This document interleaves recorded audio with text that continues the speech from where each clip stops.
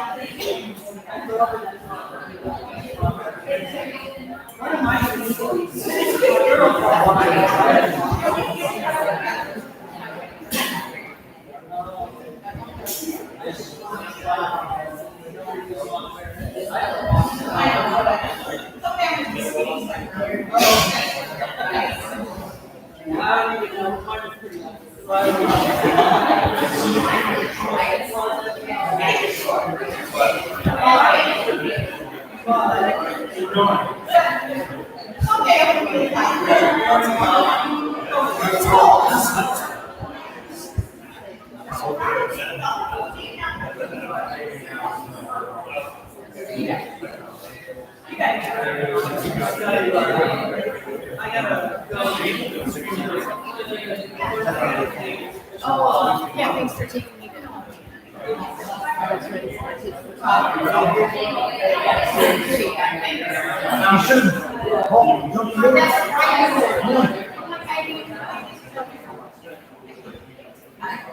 I mean, it is, but it went somewhere else. It's streaming. They're gonna have to look for it. It is streaming.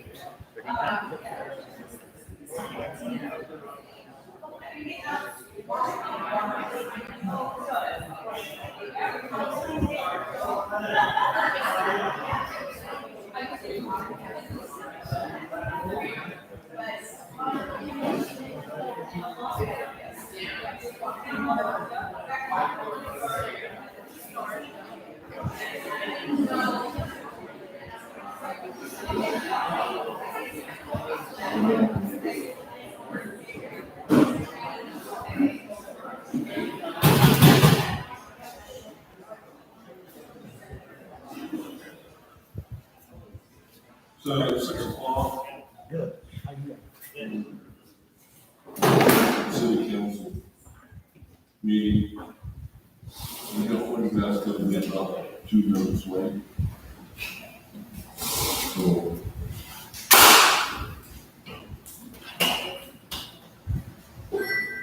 We can call the meeting to order.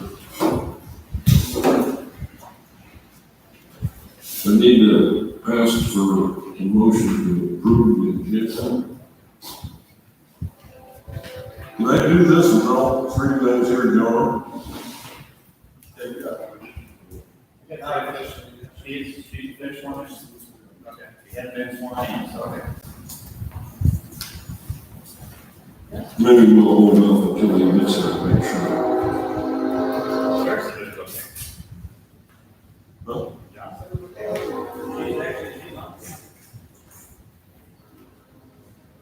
I need a motion to approve the agenda.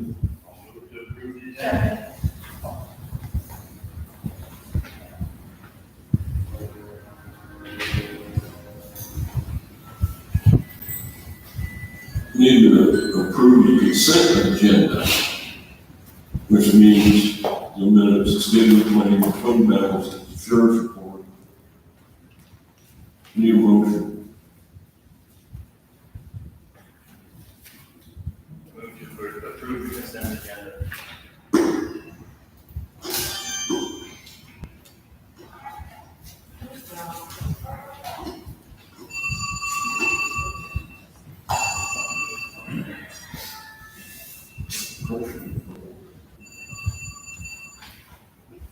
Public comments.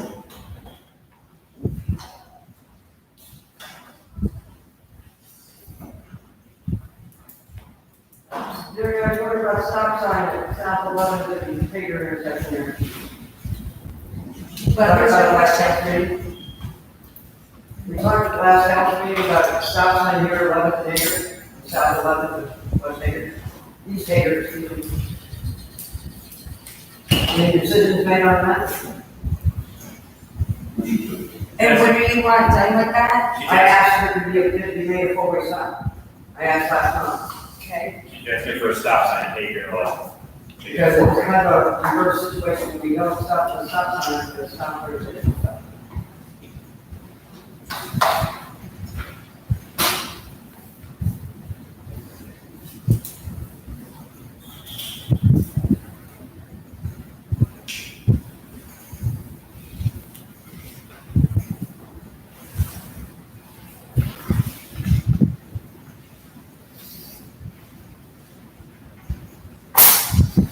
Any other public comments? Do we have an ordinance on stop sign visibility? Because there's a couple stop signs around town that are being blocked by tree branches, so you're at the intersection.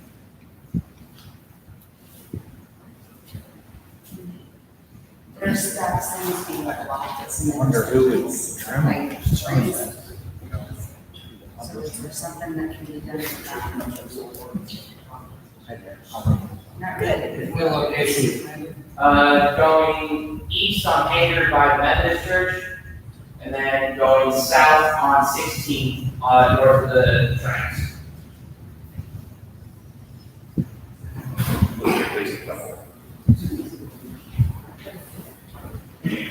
We probably have to hire that done.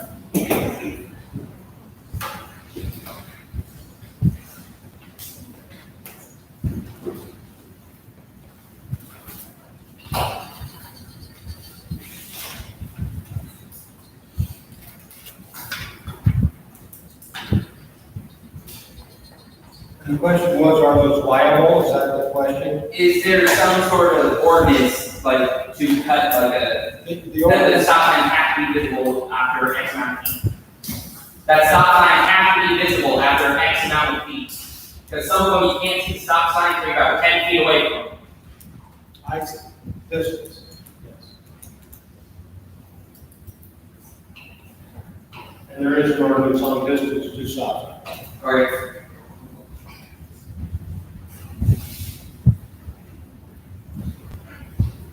And you'll have to get with me later on that, because I can't hear you very good back here. Okay. I'm better.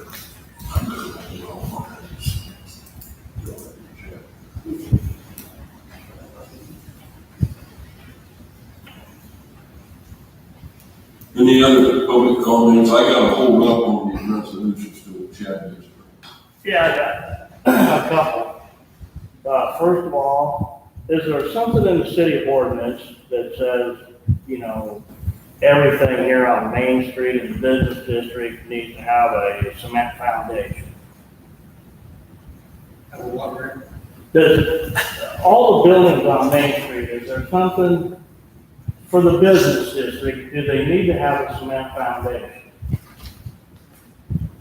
Is there a city There ordinance? actually isn't anything in the ordinance about sunken foundations under the building. Okay, are we looking to put that in, to add that at some point? Well, it's something that you can ask the council for, and grant the ordinances for structures. Okay, Right now, the idea was to get some business on Main Street, whatever we could. right, And very proud that Brian and Beth stepped up and put something there. And right now, there isn't anything that says you have to have a concrete foundation. okay. The other comment I have is, this is for the citizens of Grand Junction. We request a hearing to remove Brian Mount from the city council. We have petitions with signatures and affidavits as to why he should be removed. That is it from me.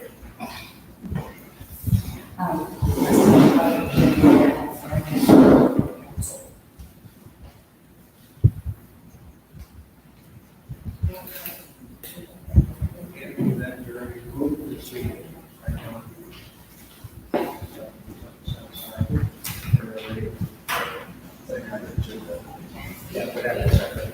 Kurt, you want to say something, I can tell. I was wondering if there's anything, can we get something going on getting that sign working? Yeah, what the- The sign.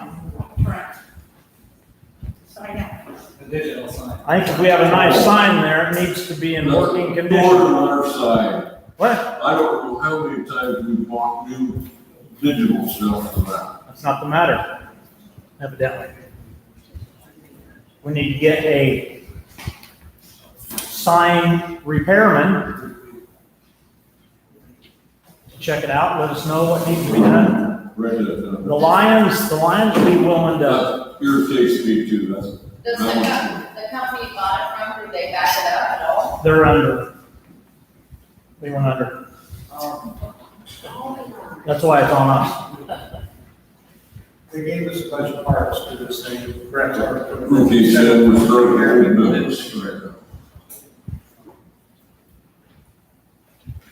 We're gonna vote on resolution 2021 -0913-01.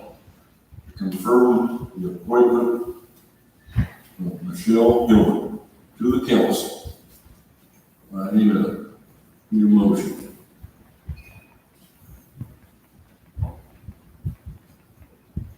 Move to approve resolution 2021-091301.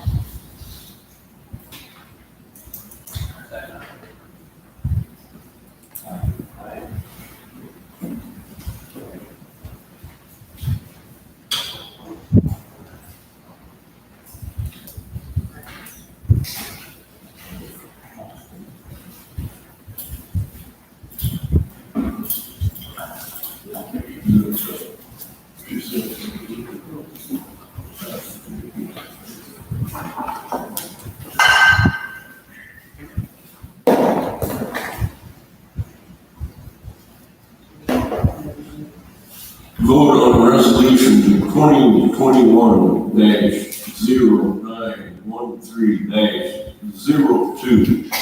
Notice to fill council vacancy by appointment.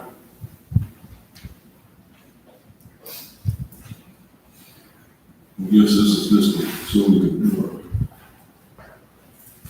Motion to approve. I need a motion to approve.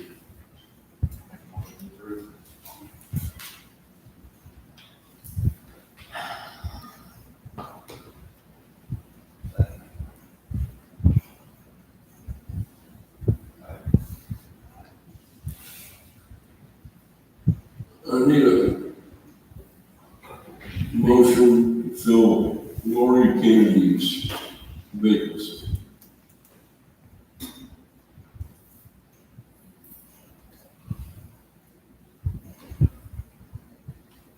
To vote on appointment for council to fill the vacancy left by Lori Kennedy.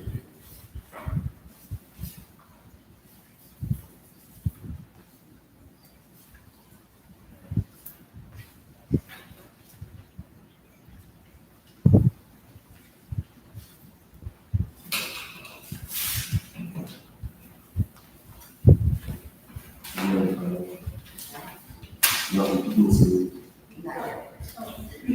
Am I able to go now? Yes. Yes.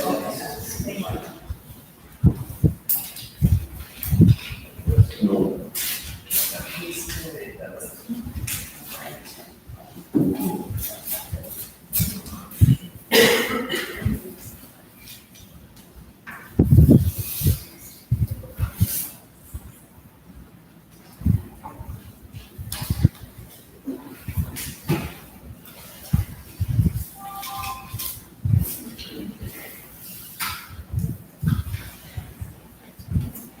Have you people read the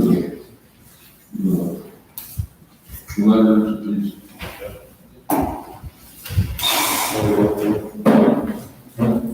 I don't really want to see. Can I say something before?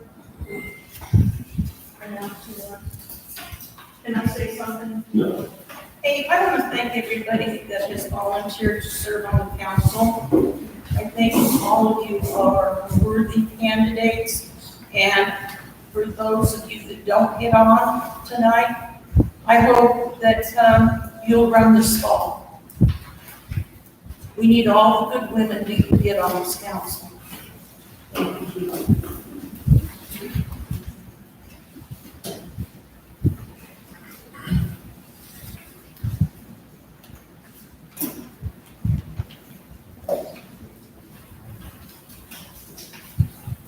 You got that.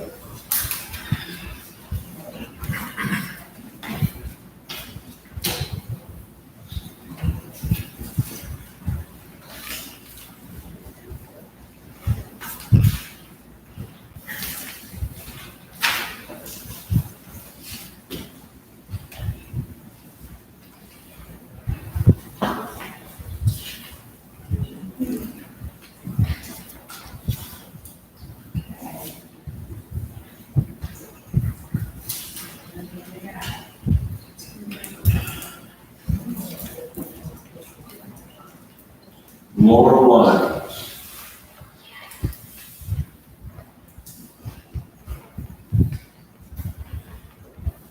You'll come up and vote again and whatever, right?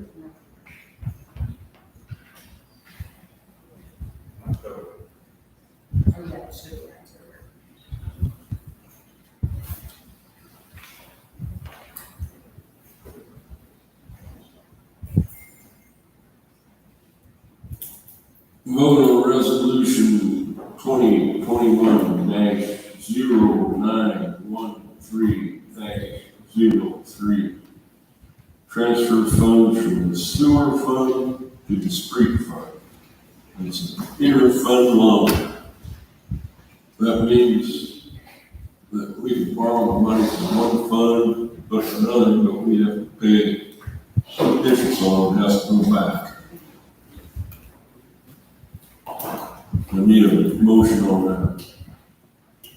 Make a motion to approve resolution 2021-0913-03.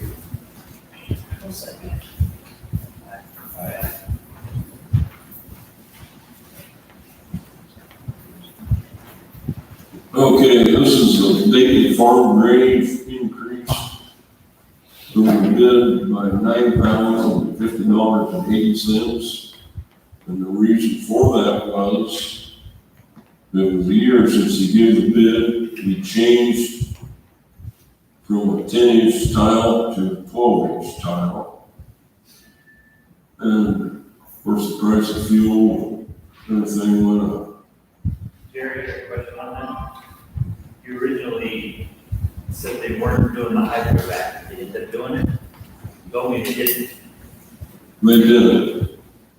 Originally said if they wanted to, white plant wanted it done. They did it. No, and you said they didn't do it. I talked to Dean Lyons about it. He kind of demanded that they do that. I remember that. I talked to Dean, and he said that's supposed to be part of their bid. So So it was done. it wasn't part of their bid. No, but it was done. It was done. They did. But this may be, when I tried to call him this morning, we added another, how far is it, Rick? 20, 30 foot for an intake, About 20. a 20-foot intake. To get it along. So, but anyway, that can't be much. But anyway, I need a vote on this to pay this $9,050.80. If they follow.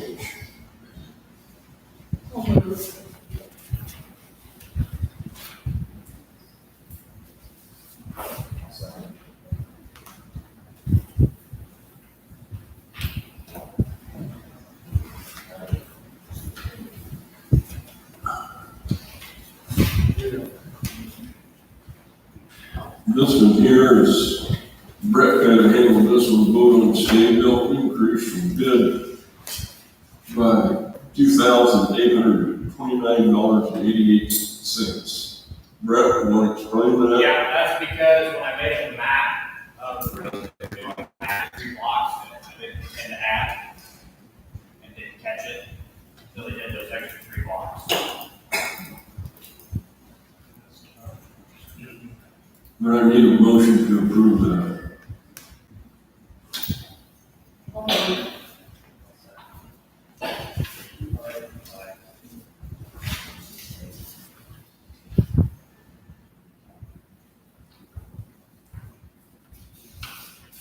Kenny Guston, you're up. Yeah, they were letting you know, down there, down there, they put the white rock on her main driveway. There needs to be white rock on the second driveway to the east, because we do use that driveway. But it needs rock and stuff in there so it doesn't cave in. To the east end, or this way or the other? Yeah, east driveway. Okay, I know that. Okay. And then as far as the brick installation, I know it's got settled for a while, so I'm not worried about that. When they came back, what they told me, which they told me before, that's almost got us set for, go through a winter. Yeah. Yeah, I'm here to go through winter and then Yeah. we'll deal with it then, but we do need white rock on the other driveway. Because actually that whole area out between the 2 driveways is all brick, clear across the whole thing is all brick. So either white rock the whole thing, or at least where the other driveway is, at least. Well, what do you think, Rick? Something. We'll be able to do that, not that much, and I guess I missed the second, right? As far as the seating goes,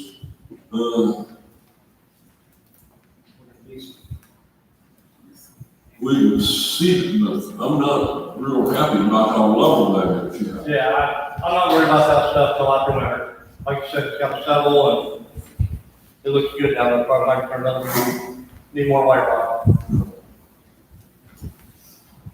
We can deal with the other stuff in the spring or next summer.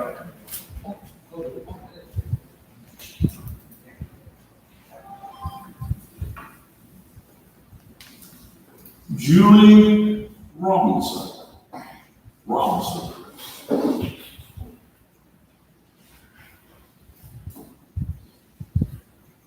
Good evening. How are you? Great. I have some information I'd like to share with the council. And so is this the right place for me to stand to give you this information? Okay, all right. So first of all, I have some things to give to each of you.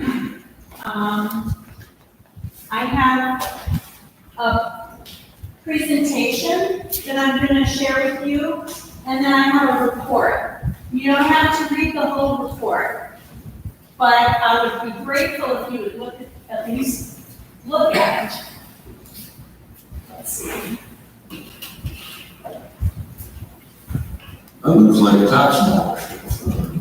Looks like what? Tax dollars. Might be. I don't think so, though. This is all printed at the university and financed by Junction Horizons, with some contribution from Iowa State University. So my name is Julie Robeson, and I'm an instructor at Iowa State University College of Design. And I believe that you all know that Junction Horizons did a contract with the College of Design Community and Regional Planning Studio class.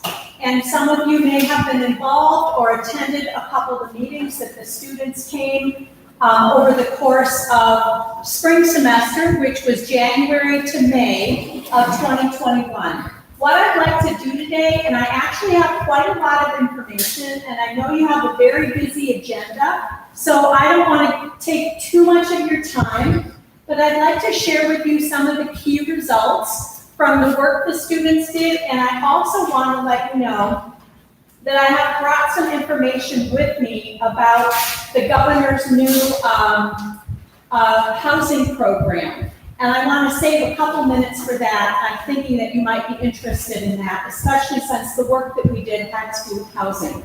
So I just want to remind you that the project that the students were asked to do, and these are undergraduate students. So these students are about 21, 22, and so they're young, but they nearly completed their education as planners, and so they worked together on the issue that Grand Junction Horizons asked them to study, which was to look at conducting a housing needs assessment of the preferences for housing in your community, to research what kind of housing options might be options for your community, particularly at the old high school site, or at the old school site in the middle of town.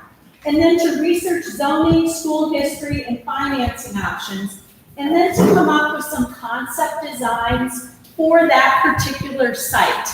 And the reason was because I know there's been lots of conversation about what do you do with that site now that that school had been torn down. So we looked primarily at that, but then in addition, because the community was interested, we looked at two additional sites. One being the current park site, and then the glass site, which is a private site. And those were because there's uncertainty about what you want to do with that school site. So when we look at the options that the students prepared, we'd like you to think about them not necessarily as bound to that school site, but potential options for your community, no matter where you might want to put housing. So what the students did to begin with was do a survey, and you had 25 responses, and it's not a lot, but it's still something. And a lot of the students noted that your community is interested in improvements to existing housing. Some of the old housing needs to be upgraded, improved, various different. So people were not only interested in new housing, but in rehab. They also said that the housing needed to be affordable, and a price range that people in the survey felt was affordable was around $175,000 or under. And then people were really interested in senior housing, in single-family homes, and somewhat more so in townhomes or duplexes. So that's some information that got back from the survey. The students also did a community visioning at the community center, and we had a really good turnout for that. I think there probably were 30 or 40 people that came, and so they really got a lot of great information. And some of the things that people in your community said were that they really wanted housing that in that space, the old school site, that would be open to everyone. Something that was affordable, something that said this is a community. They were not interested in anything that had a gate on it or was exclusive in any way. They wanted the school history to be incorporated into that site if that were to be used for housing. And they wanted to consider the bus shelter, the fact that the school bus comes there. So kind of what the students came up with is this concept for a mini neighborhood. Some people call them pocket neighborhoods. That's kind of in vogue in urban planning parlance now. But it really just means a small center of homes around a common space. Something that's accessible for the whole community. And if you look on this page in the handout that I've given you, if you go to the page that says option 1, I'd like to ask if you wouldn't mind just following along with me. That way, perhaps what I share with you will just make a little more sense. And then when you go to the report later on, you kind of follow that. So what the students did, they picked 4 different options for that school site. So you can see option number 1 was a U shape, and that has 12 possible housing lots in it. I'm not going to read all of this, but you can see the bullets there. It provides a community area. The students paid attention to the rain garden that was there, and the fact that it's used for community parking, and there's a bus stop. Now, the next page, community facilities, talks for option 1, includes some amenities that you might want to think about for that particular design. Now, let's go ahead another page to the L-shaped neighborhood. This is a neighborhood that offers a little bit more flexibility. There are 3 single families and 2 duplexes on that site.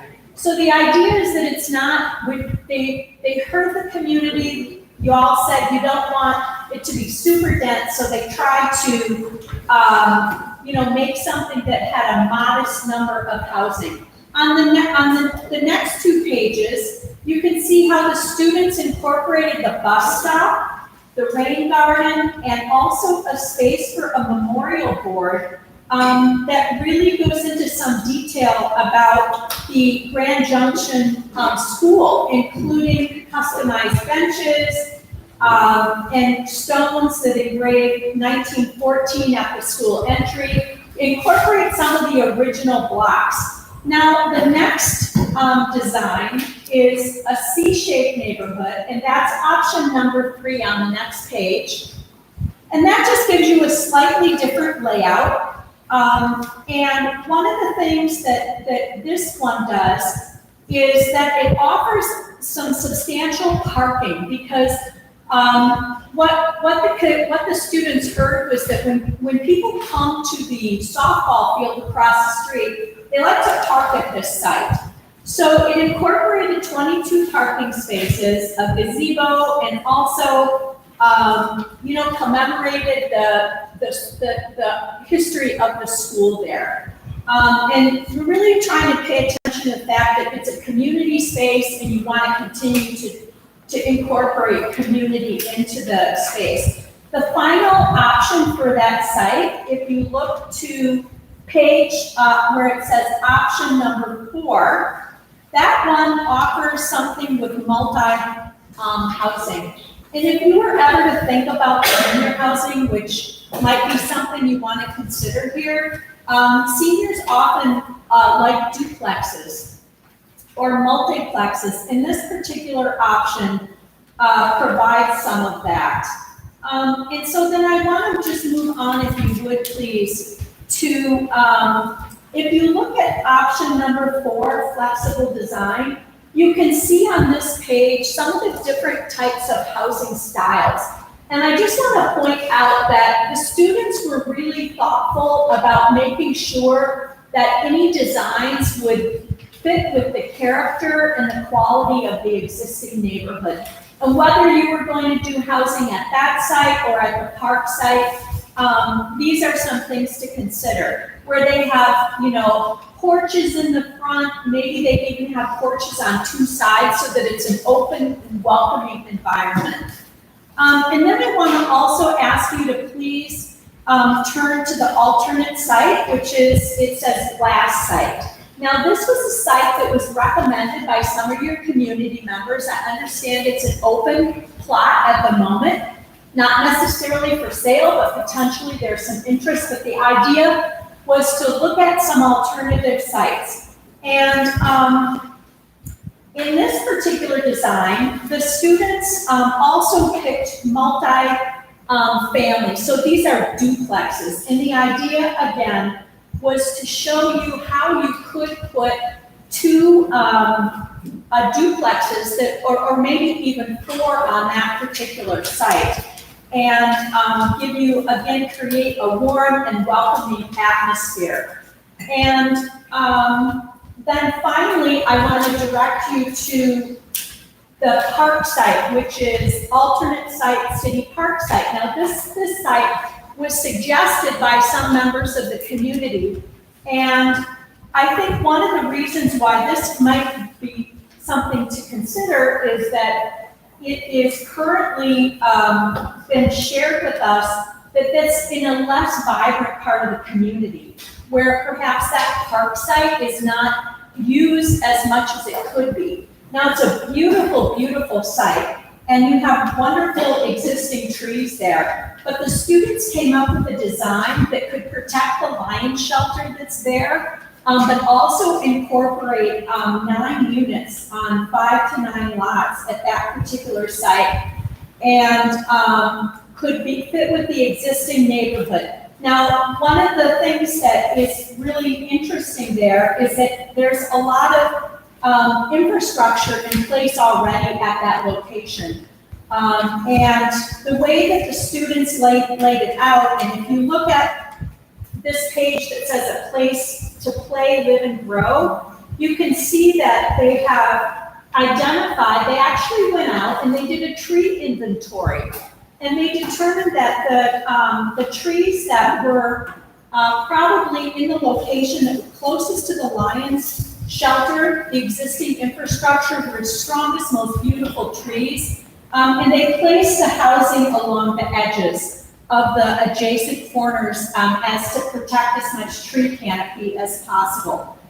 And they also thought of how to create a really welcoming atmosphere by creating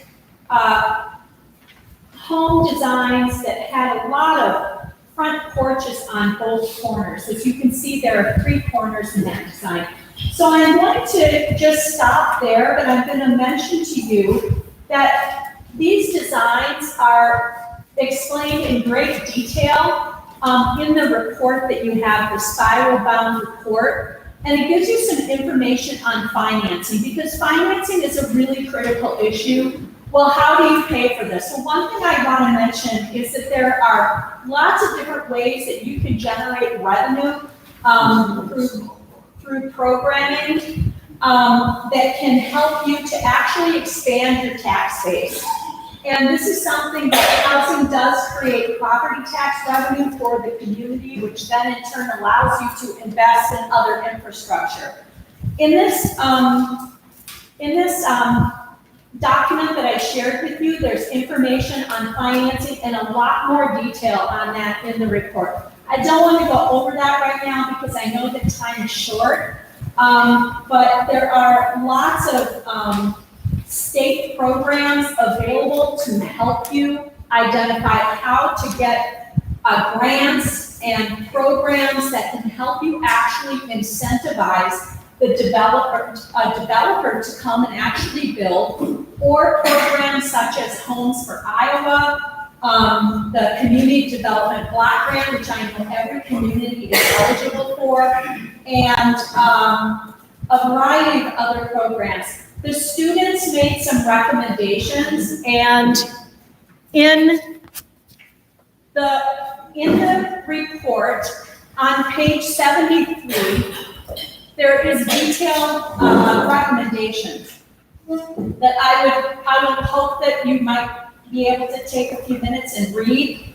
They are focused on housing needs and property maintenance for existing homes in your community. And again, I want to also mention that there are a lot of state programs for rehab, and with the governor's announcement on home improvement and funds and affordable housing, I think that there could be opportunities for your community to really tap into some of these American Rescue Plan funds. And I've got some forms, some paperwork I'm going to leave with you on that. There are a number of things that you could do to lay the groundwork on zoning codes and ordinances, and those are detailed also in section 2 on page 73.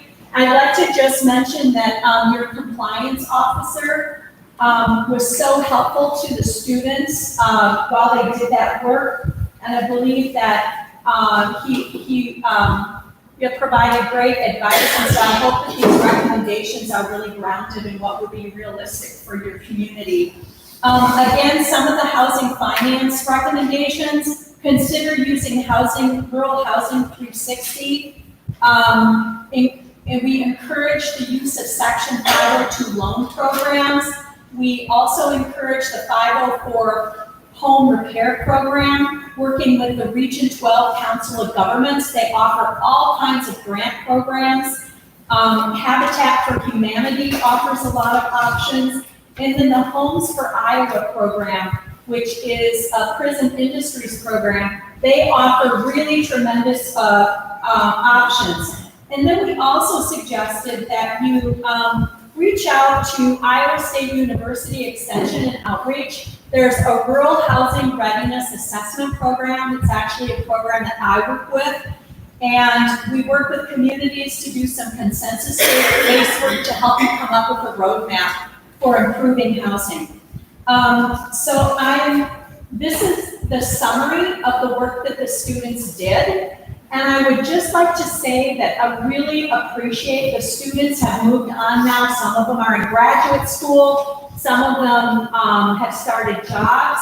But this was a really wonderful opportunity for them to have a real life experience. They were warmly welcomed in Grand Junction. They appreciated the chance to hear what their citizens are interested in. And they really threw their heart and soul into this work. And I want to thank you very much for that opportunity. We appreciate your gracious welcome. On behalf of the university, I want to thank you. And I know that I've been talking now for 10 minutes, and that's a long time when you have a big agenda, so I'm going to stop. But I have printed out with me here some detailed information about the American Rescue Plan, a program that the governor just announced. There's there are two there. There is $100 million that's going to go to Iowa communities for this American Rescue Program. And your community definitely would qualify for a lot of these grants. And I've printed out a lot of details here on how to access money for Homes for Iowa, the Downtown Housing Grant Program, Housing Rehabilitation, and Down Payment Assistance Programs. I'm going to leave those with you, Mr. Mayor. Let's get a good job there. Yeah. Thank you very much. Thank you. Do you have any questions?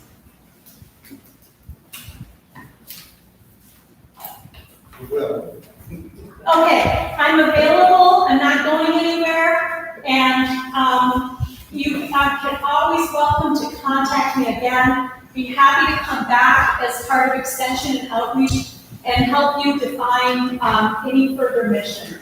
Thank you. Thank you. Thank you. Acceptance of the ICAP grant check of $1,000 by Fire Chief Brad. You got $1,000, Brad, We did. and you spent it yet? We already spent it. Did we get to look at it? Nope. What did you use the money for? We bought new firearms. Does everybody have a new one now? Not quite, we're getting close. That came from our insurance company. Heritage. Do you know what Heritage? I do.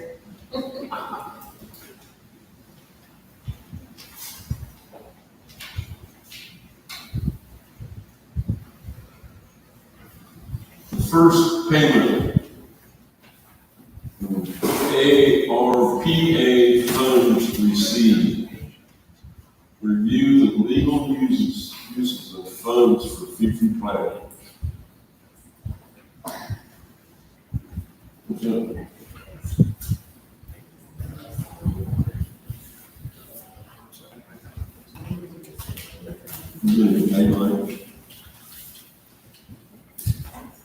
What's that mean, John?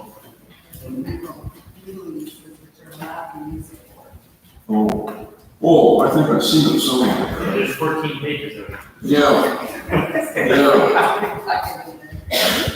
14 pages per packet. Water and sewer, sure. Rock and it's got a whole list of public health.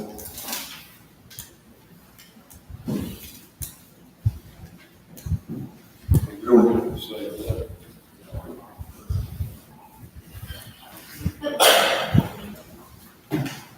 It's something we gotta be aware of, what we spend money for.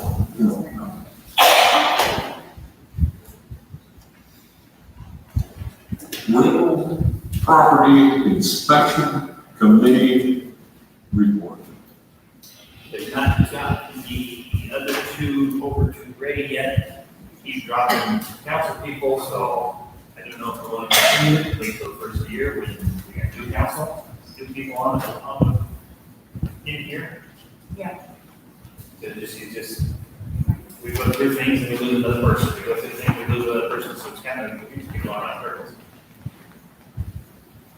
So recommending this we possibly postpone it until the first of the year, when we get a new council. We start fresh. Well, that's kind of what we wanted, was inspection of the rental. What? That's what we wanted, inspection of the rental. We want to do it, but between our ordinances and other ordinances, there's a lot to change and move and do all that on the rental property. We're talking homes. You got anything to add, Rick? Oh, he's got your work out there. Yeah.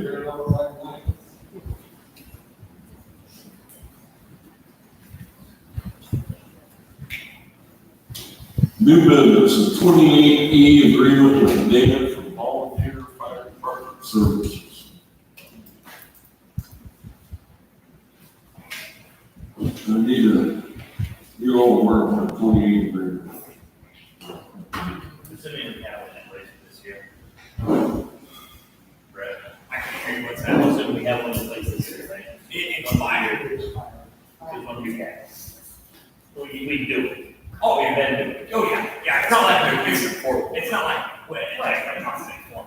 Okay, but it's just something we have to have, right? It's not, right? I need a motion to approve. I make a motion to approve this agreement. I'll second. 2080, yes, okay.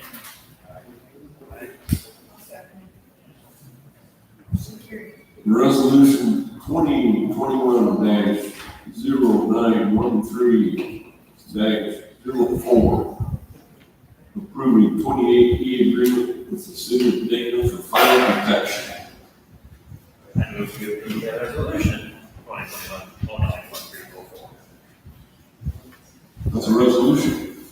Yeah, the resolution, the agreement for, not the resolution. I'm just going, they got an order for me.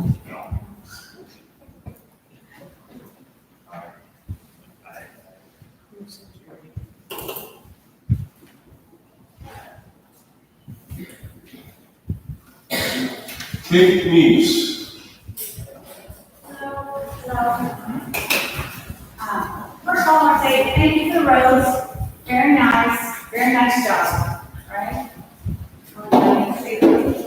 I'm Penny, I'm a member of the Grove Green County Gaming Corporation. Y'all know what the Grove Green County Gaming Corporation for the QSO for the casino. QSO for the casino means we're the qualified sponsoring organization, which means our group holds the license for the casino, okay? So while those run the casino, we hold the license for the casino. And by state law, Iowa law, that the casino has to give so much of their profits to nonprofit organizations. So therefore, we chose how to proceed with giving our funds, our profits. Different QSOs do differently. Some give scholarships, some give it to populations, some just do grants. We chose to give it to each of the municipalities based on population. We chose to give it to each of the schools, okay? So, in 2013, there was a vote in Greene County to bring a gaming facility here to our county. State law for Iowa, I don't know why, 8 years later, we have to have a second vote. Okay, so I'm here to say, please vote yes. November 2nd. November 2nd is also a good day to vote. We have a town council vote, we have school board. So it's a good reason to get out and vote, but I'm also asking awareness that we have a casino vote. And it's a simple line that says, do you want to maintain the casino basically in Greene County? And I just ask if you vote yes. We are also having yard signs to put out in October for people's yards if anyone's interested. I'm also on the agenda for the October meeting. So I will be back and I will have yard signs. So if anyone wants a yard sign, I'll have them. We have 2,000 yard signs. It's just an awareness. You know, a lot of people didn't know that we have another vote coming out. And if it gets turned down, the casino goes away. So that's all I have to say. The city of Grand Junction's, you know, we got quite a bit of money from that game. Yeah. Mm-hmm. And so is a pool. And so is a senior housing. So, yeah, I hope it's all been well liked. And so, anyway, so that's all I have to say. Just an awareness, have to vote November 2nd. Town council, school board, and hope you vote yes, casino. Thank you. Thank you.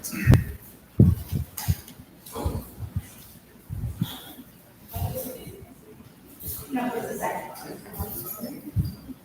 Terry Heffley, Lions Club for Trees. About 3 weeks ago, Dean Lyons called me to see if we were interested in doing the paperwork for the DNR grant for trees. That was on Monday, and the application and all the plans had to be in on Friday. So we passed on that one. But in gathering some information about the grant program, I talked to the local Trees Forever representative. They also have a program that's available. The deadline for application is in November.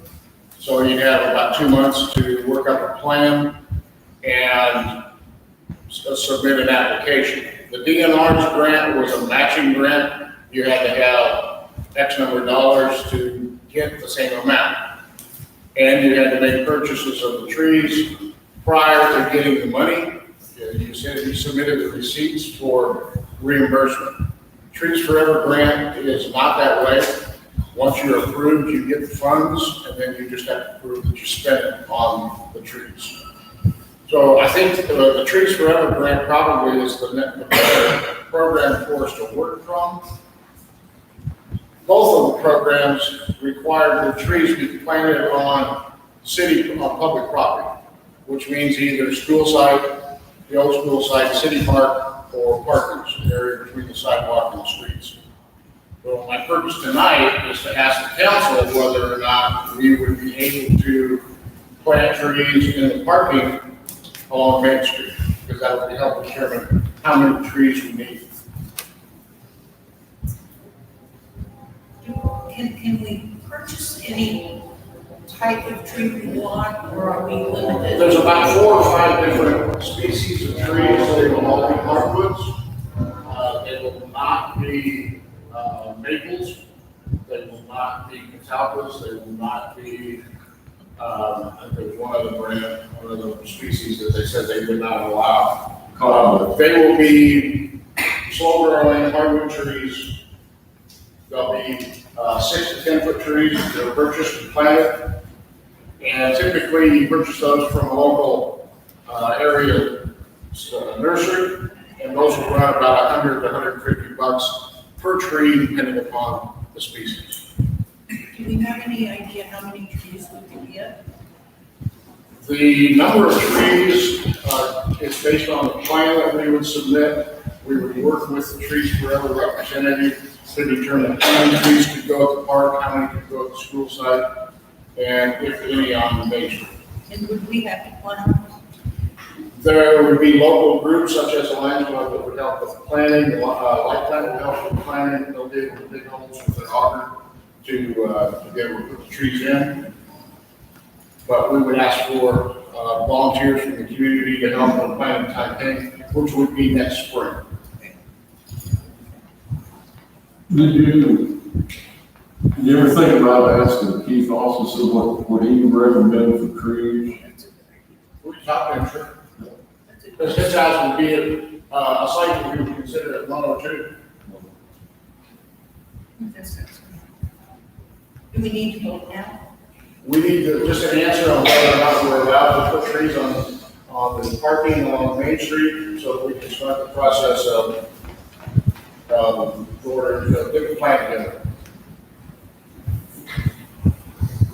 That would require that one green tile is about 4 foot deep to the don't work anyway.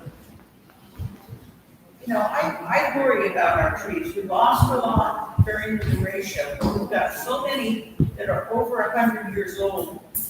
And they're gonna be coming down in the next few years, so we need to be planting to replenish.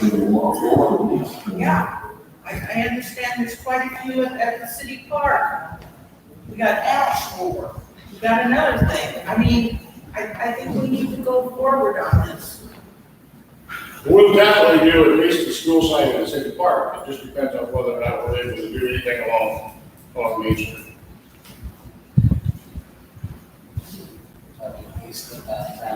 Yes. Well, I vote yes, that we do the trees. Who wants to work with him on that? See where they put those trees. Carrie, can you go on? Sure. I'll work with Carrie. Check out the sewer system. Okay. If they are, is that what you're concerned about? The sewers are along park? The only service that would be on Main Street would be sent to There's a drainage line that runs down, it's deep, inside Main Street, and it hasn't worked for 50, 60 years. the sanitary sewers would be on the counts, which would be way away from. It would be the storm sewers wherever there's an intake on Main Street that could be an issue. Well, I'll work with Carrie. We got maps that show where the intakes used to be. Okay, Rick could help me on that. okay. So, Maybe you guys can get together and work out something. Yeah, do we have to plan along Main Street? How much would it go to cost us? It cost you anything. Yeah, go ahead and get started. White Plant will contribute to it, Lions Club will contribute to it, we'll be looking for other contributors as well. But it's not a 50-50 grant, they'd like to see some cash come in, but also in the grant program, hours for planning, that kind of thing goes against the cost as well. Okay.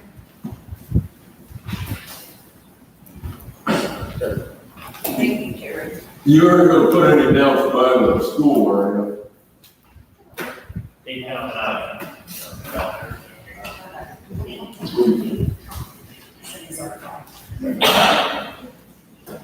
Sidewalk in front of Kelly Bean's place in Lincolnville. A month or so ago, Kelly was gonna put a new cement floor in his shop. So he started tearing it out and got to the sidewalk and it was hollow. I don't know where all that stuff went, because I went down and quit working at school. He wants to, in the same way with the Lincoln building over here. I don't know where we're at. You, Rick? I think Brett mentioned that. And he's gonna start on that next week. I just talked to him today. Does he know about Kelly Beans too? No. He's gonna do the street on the bus barn, that patch, in front of the coffee corner where the curving's all messed up, and then the museum. It's what he has planned. Yeah. Because it's happened after. I mean, that's gotta be fixed down there. You can't end on getting shot for a month and a half, you know, Well, we can either, I can either talk to Craig, or we can see if, Peter can do it when he does the library.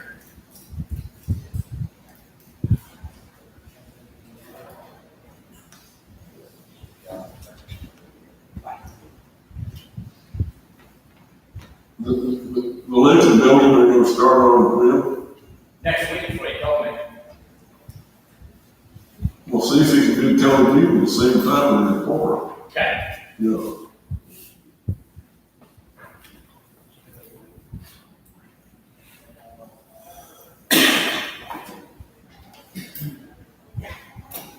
The bid for the patio at the library. Diane, Kafer, I need a motion to approve it. We got a grant for a picnic table and an outdoor charging station, and we just don't want them to walk away. So we want to anchor and cement. Plus, the board would like to see it done by the evening before. If possible. Is this the only bid you got? That's the only bid I got.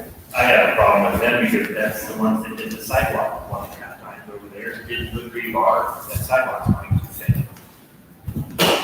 I tried to get a bid from the one that did the sidewalk at the library, and he never came back.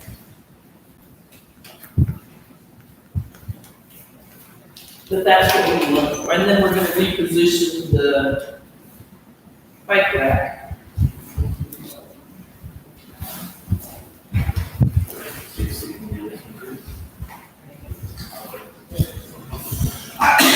He's so far behind anyway, I didn't get back. Anybody else? Well,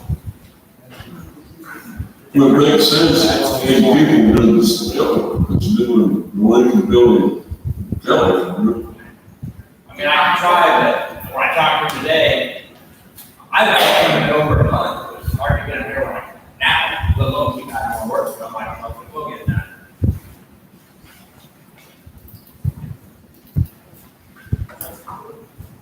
Can I ask you a question? Sure. Where's the patio gonna be at? It's gonna be about where the bike rack is. They take the old cement out and put a new one, level it up, put it there, and then put the bike rack there. Cool, thank you.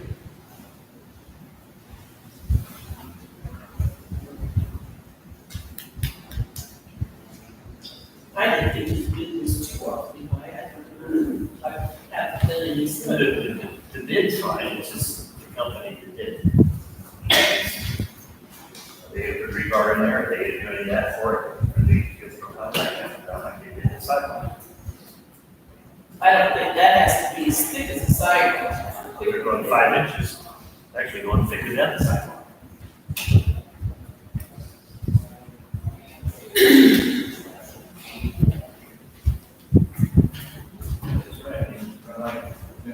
Good job.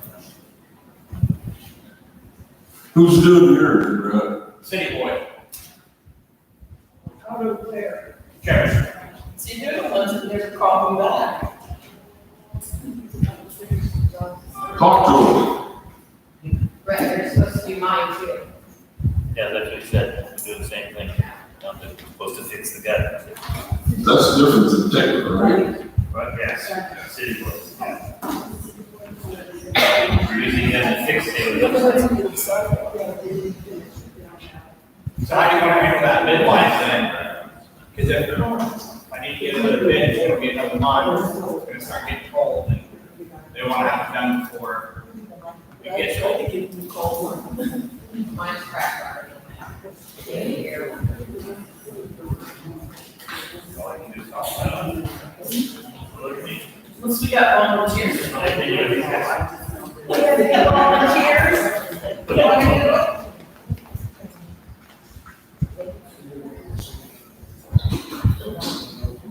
That was $1,600.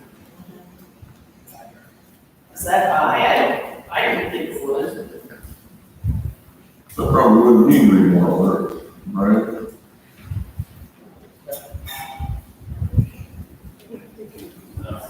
Oh, it's gonna have footings, isn't it?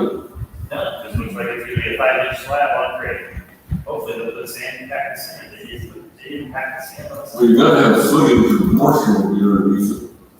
Doesn't say none of it, and that's what they're gonna go by. We told them to build the sidewalk. They built the sidewalk out, they felt it should be built. Yeah, I agree with Brian, I think we need to be more specific on the bid. Right. We gotta have, Yeah. we went through this with the sidewalk, and they need more specifications. Yeah.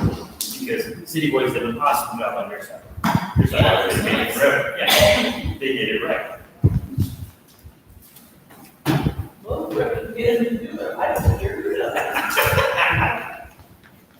See if you can get them to the library. If someone can do it for 16 or under, can I just come and do it then? Yes, I say yes. Okay, I'll talk to you tomorrow. Thank you. We gotta approve it. Needs motion. I move that we pay for the tear out and the new concrete at the library. For the picnic table and the bike rack.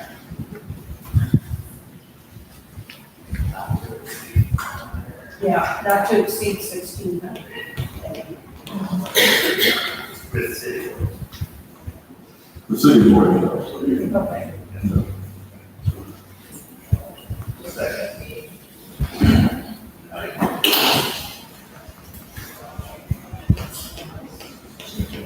Okay. This one here is a vote on the 5-year maintenance agreement between the Iowa DOT and the city. And I refuse to sign it. That's, If you look at your packet, you see they're the ones that paid it, they're the ones that cost us $60,000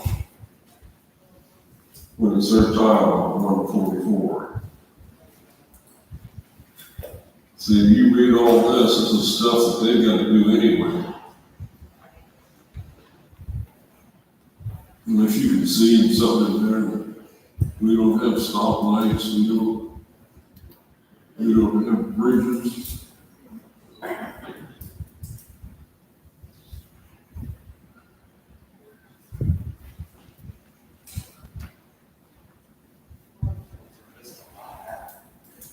The DOT is responsible for Highway 144, and they put in there on purpose that they would not take care of the drainage problem. When we had that drainage problem, we had to take care of it. So the rest of the agreement was actually a moot point. There's really no reason you sign to have, but if they have to maintain the road as a state highway. It is a state highway, however, in most cities, the curb and gutter is the city's responsibility. It's no different than when you go down to Woodward and go through town on that highway, curb and gutter is the city's. There's really nothing in this packet. What they were on me about was that with the tile wouldn't work. Rain, get water, free, people slide around that corner. So I argued with this, I think her name Nation. But that agreement was up. That's what, they wouldn't fix it. We had to fix it. That's the reason we had to put this tile down by your place. So what are the ramifications for you on Sundays?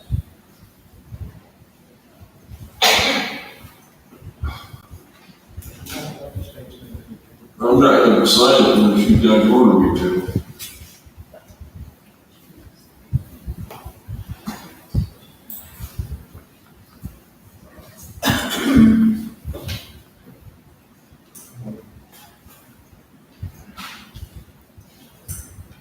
Concerned we're gonna get caught on something or not.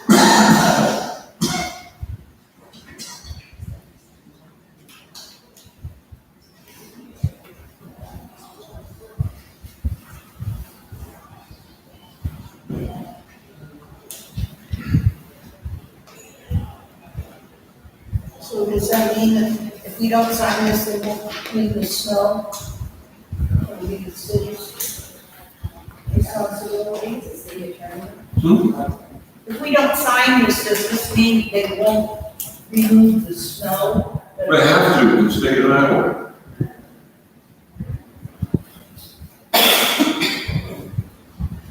$144.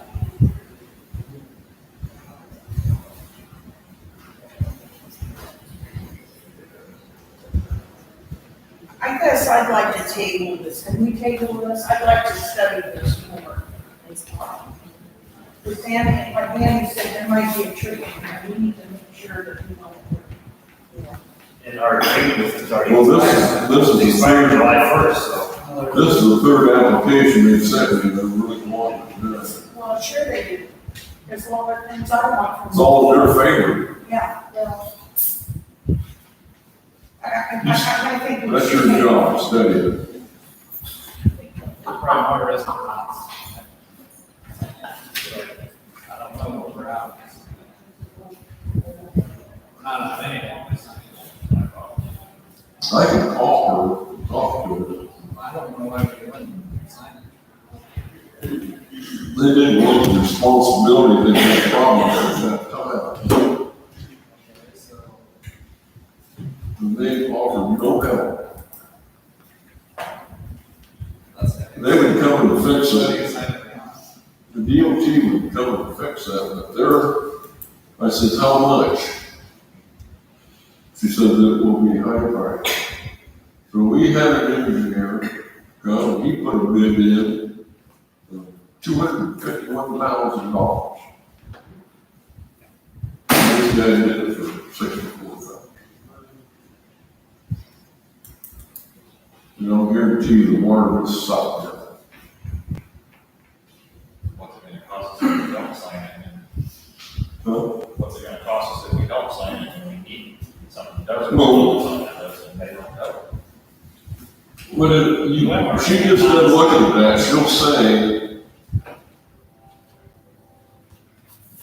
she'll find out what we'll lose.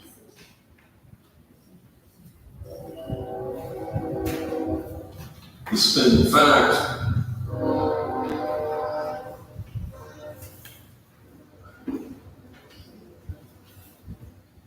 if it doesn't, we still have to pay. Major construction initiated by the Department of all construction initiated by the municipality shall be covered by separate agreements.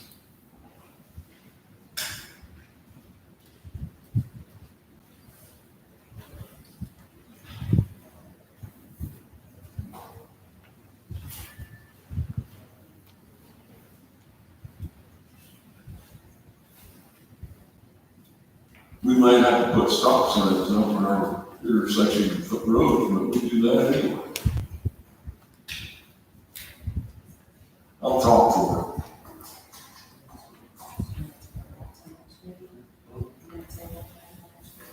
Yeah, let's table it.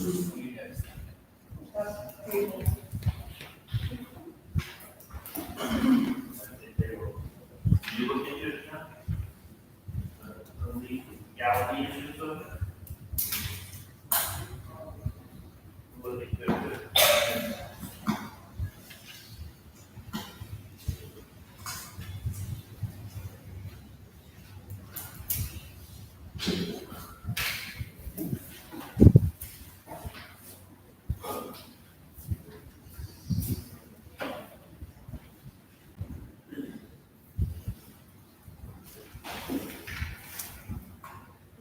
side road repair, Mickey.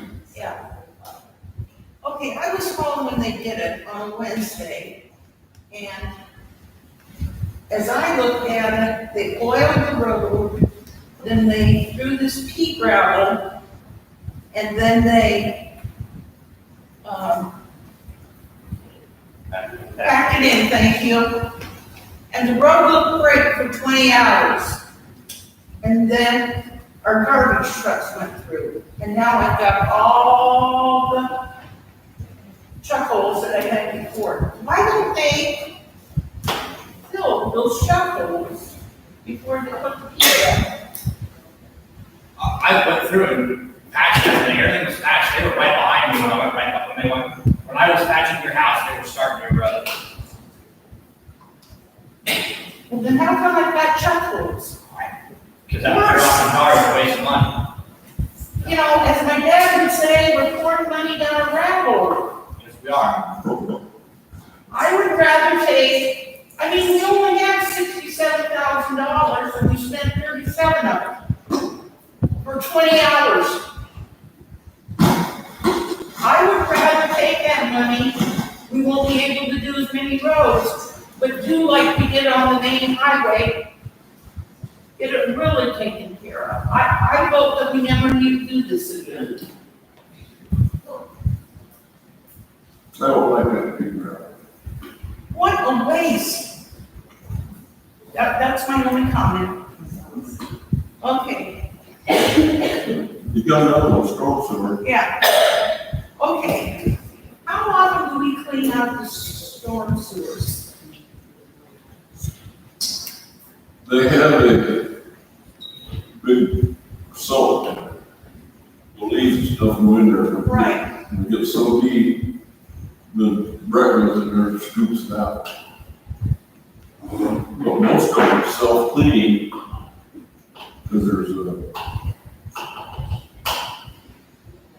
I think that's a 15 or 20 inch tile. So, are there only certain tiles that get cleaned out? Then, that's what you're telling me? Well, there'll be stuff that needs to be cleaned out and stuck up on the grate. Yeah. But as far as pulling the grate up, most of them are self-cleaning down inside. But sometimes they don't. You're referring all to the inlets going to those, right? Yeah. After storms. Yeah. Didn't we just do those out, didn't we just do all those storms within the last year? Get them all out? And so we typically do them about once a year? Well, if you look down and it's built slide up in there, then you do it. But normally you don't have to do it. If you get a big rain and work with that, they have it slanted in there. Well, then why do I have water standing on the main highway? Hmm? Well, why after a heavy rain is there water standing on the main highway? Along the roads?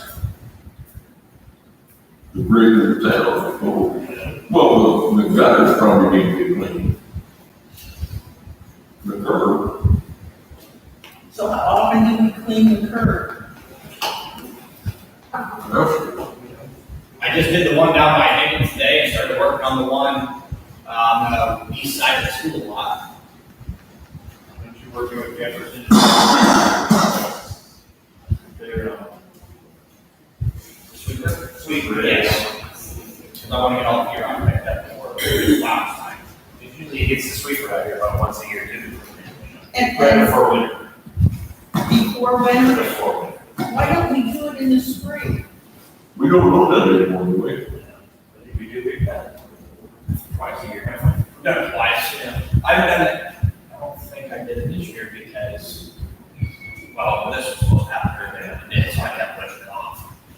Yeah, I've seen it, it's been done twice a year, roughly spring, did something.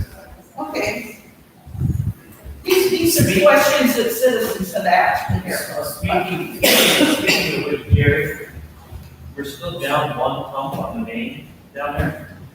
It's been gone since April. Are they ever gonna fix it, bring it back? Didn't know it was down. It tested. I think Dave needs to fix it, they took it out and fix it. They're still not in it, it's still operating on one pump down there. On Main Street, Yeah. Is it gone, Bob, or is it just said it's not alternating? It's not alternating, but it, So it's what probably Dave just- said, and he took it out, it was faulty. That was. Well, we got a new months one. ago. Got a new one sitting there. So I don't know, but I asked you about it, only pumping, I don't know if it's on one or two. One of them, it's only one of them run. April. Back in April. You pull on that. So, yeah, the way, ready to take it out. And there's still one in there. There's only one operating on that station. So it's probably just not all. There's got to be two in there, I hope so. I don't touch most data. I'm sure they're both. I get a thing every once in a while Yeah, they're not alarmed. that it lost No, right. its signal. And then But yeah. 4 or 5 hours later, it comes and says, You can go back and look at your levels and all that in there, and there's only one pump is running up. Because we asked. open that up and cycle it, see. Okay. And I asked that back in April, May, June, somewhere in that range, and you go down there, see if the station has, and they said, no, they had a pump problem, we forgot. I just thought about it again, when we were talking about the storm, it's still not. All that Only one pump mentioned is is on. when they took back the engine, but all Yeah, they just- Okay, the light pole in front of the Globe office, what's going on with that? As soon as they get the cement poured, it goes back up, I think. Doesn't You're exactly right. Well, can we do something, put cones on either end of it or something? So we don't get sued if somebody's also good. Sure. Thank you. Okay, our next thing is, I've had several citizens ask me about. You're gonna have to excuse me. Sure. That's fine, that's fine. Okay, thanks. I mean, not me. I just want to suggest that maybe we have itineraries for city employees. And what I mean by that is, like on Friday, next week, and you may be doing it in your head, but just take a few minutes and write down 2 things that you plan to do each day. Just as a reminder.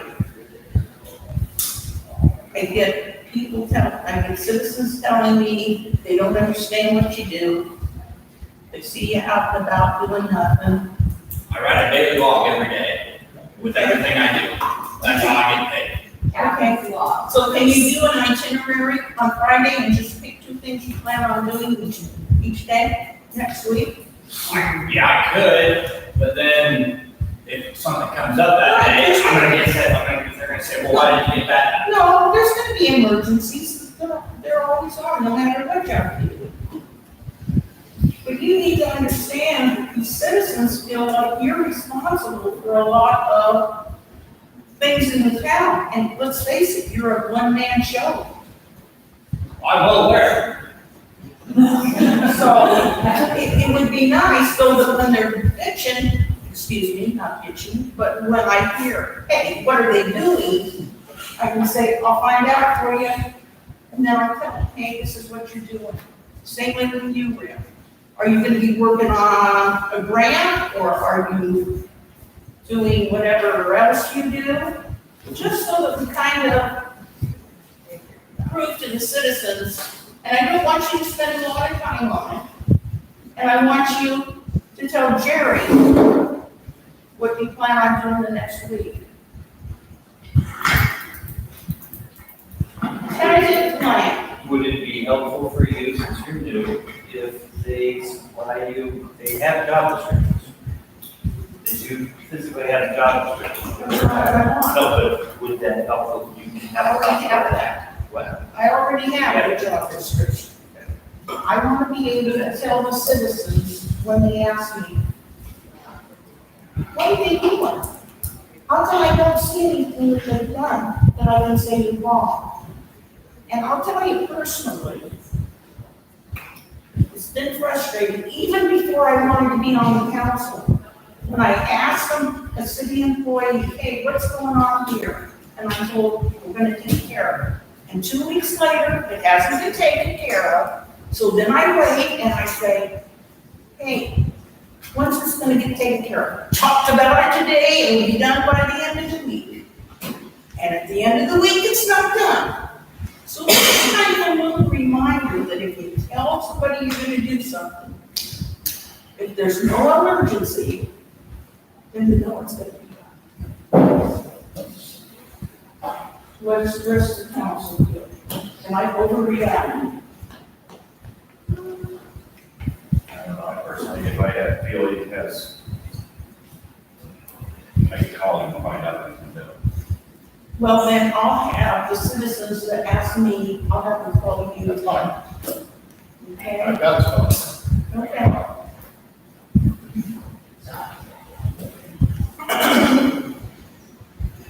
We're still on the agenda. Okay, just want to make a comment about LMB. We all know now they bought a building in Jefferson and they're moving. We're losing. It was in the Jefferson paper that they bought the old Genesis building in Jefferson and they're gonna move over there. I guess, and I didn't know who they were. Actually, I thought they were part of the one ethanol plant. Anybody ever go down there and talk to me before we found out this? I mean, we probably wouldn't have had the building that needed a larger building, but maybe, I mean, it just makes me sad that we lose business like that. The moving into Genesis development, taking over that building, they needed approval, huge. Right, but, And it was gonna cost them too much to build onto this, and that was already done. right. But I'd like us to try to be more proactive here. How many times do we have the opportunity? And the thing that really kind of gets me is, here he is partners with Bauer up at Peyton, and you know how wonderful he's done, and all the things he's done for that city, and I just think it's a missed opportunity for the town. Well, I think we need to have more vision. Well, at that point, the city would have to put up a lot of money to keep it here. Well, And probably building a building. I don't think the Junction can do. We're on, that's only. well, that's a good excuse, but I mean, we didn't even try. We never, did we ever go down there and say, what do you need? Before he reached the point where he needed more space. Is he moving out or just expanding and still going to use this? My understanding is he's closing that That down. building will be for sale. He's gone. He's sold. 2/3 is already sold. So, just saying, and the last thing is, on that same line, I moved here 11 months ago. The first night I was here, Doug Randall's house burned. I've been here 11 months. Do we know what Doug's gonna do? Is he gonna rebuild his house? I don't know. Is Or if we know it's still under insurance, well, why don't we try and find out? doesn't want to talk to us about it. It's his business, and he won't talk. Okay. I'm done. You don't know. No, I did that right. That's all. Okay, moving right along. File open meeting laws and Iowa Public Information Act. Pam?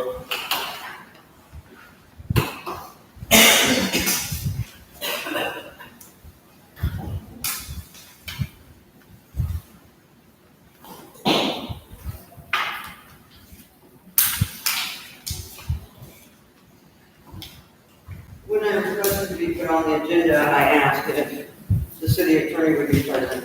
I think we can be here.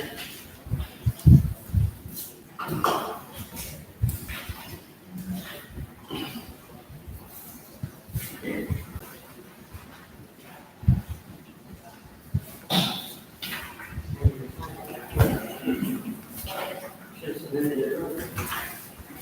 You know, sir, I put this in the director's point of view.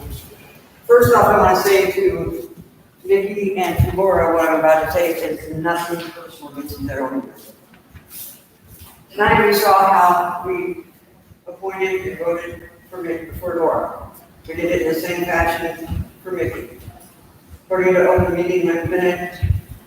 meeting law, it states, Iowa law requires all government bodies to keep minutes showing the results of each vote taken and information sufficient to indicate the vote of each member present.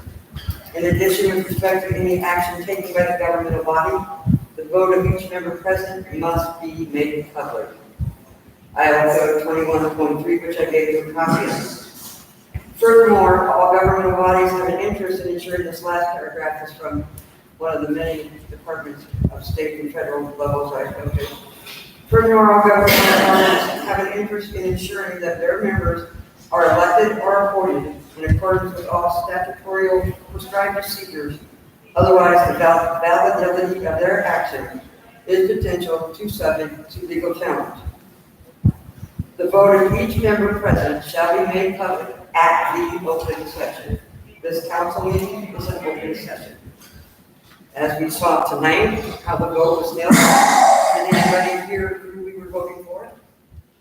They were voting for it. Did anybody hear how each councilman voted? I did not. Did we hear the results? 2-1, 3-1, 5-0? We did not hear that. And that is our right as, in an open meeting law, states we as citizens should know that. I came in on the 28th of August and asked for a copy of the city council minutes. For your appointment, Mickey, under old business, the council voted to appoint Michelle, Mickey Hillman, to fill the vacant council seat. That is the only sentence. It does not say who voted and who voted how. Am I correct, Mr. Law?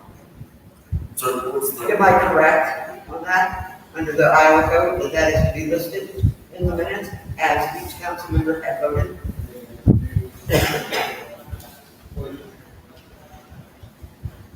Right. And yeah, that is correct. So I asked, and have asked multiple departments and legal counsel, and was told to come to this meeting and ask our council and our city attorney. Does Mickey Hillman's appointment, voting procedure, and meeting minutes, as, well, we gotta jump the gun on Laura, but as the voting did tonight, does that state, is their appointment legal? They are legal? By doing secret voting? The council passed a resolution. What's that? Council passed a resolution tonight. So they passed a resolution and did not follow open meeting minute law?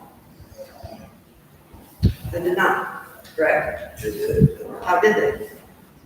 There's no vote. They voted on a piece of paper. Yes, and they passed the resolution. I understand that, but they voted privately. The votes are not in the minutes. And by open meeting law, they have to be. Right, there will be a resolution. You got the sheet here. What resolution, you're saying because they voted on a resolution to appoint her, it stands? Fail. There's all the votes. I don't, it doesn't matter there. What I'm saying is you guys are not following open minute meeting laws. Procedures are not being done correctly. If I wanted to say, Brian, who did you vote for? I should have already been told that. It should be in the minutes. According to the Iowa Public Information Board, that's the way it's supposed to be written. I gave you a copy of your minutes. It's not there. So how does that vote stand? And again, it's nothing against Mickey. It's the council doesn't follow procedures. The citizens are left in the dark. Not just on these votings, but on so much. We don't know what's being voted on. We see nothing. We only hear what you're discussing. So if I understand you right, anytime you vote on something, you would like to know who voted for and against it. Doesn't matter. I want to know. It's law that you're to do. Okay. But I will tell you, I did as legal counsel from the state said, reported to the Iowa Funding Information Board. They're going to investigate. And I was told to ask city council if the secret ballot voting is legal for open meeting laws. Are they allowed to do that? Yes, because they will pass a resolution. What resolution was passed? Can somebody read me the resolution? Just that they appointed her as, that's it? That's the resolution passed, therefore outweighs open meeting laws. Right? Yes, they pass a resolution.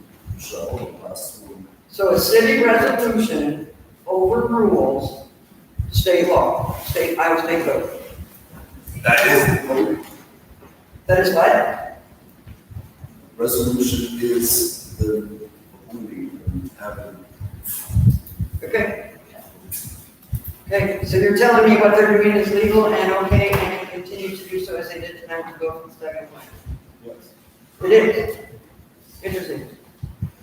Because other council and board members and commissioners of election I've spoken to say it is not. So can you tell me where I can find that it says this resolution makes it all go away? They pass a resolution with the votes recorded on that. Okay. So then by passing that resolution, they overrode state code. Yeah?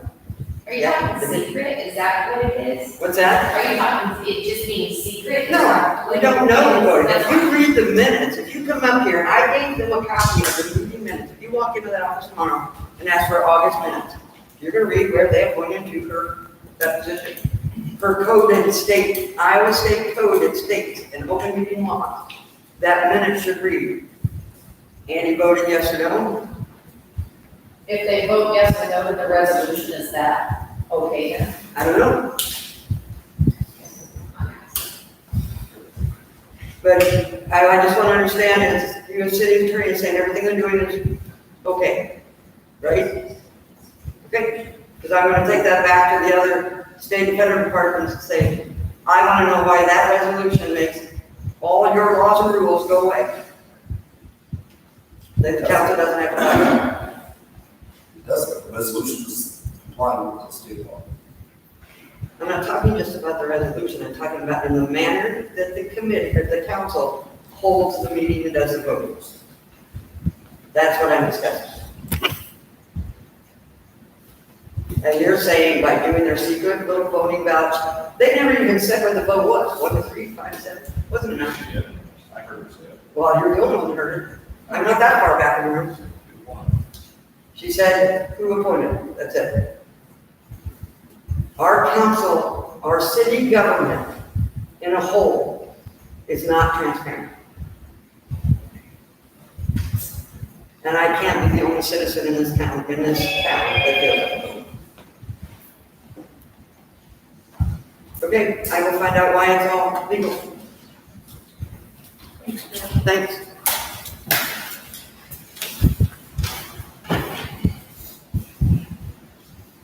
Well, it looks like we got a bunch of people on the purchase, right? Ryan Pritchard being one of them. John Law, what's the next step?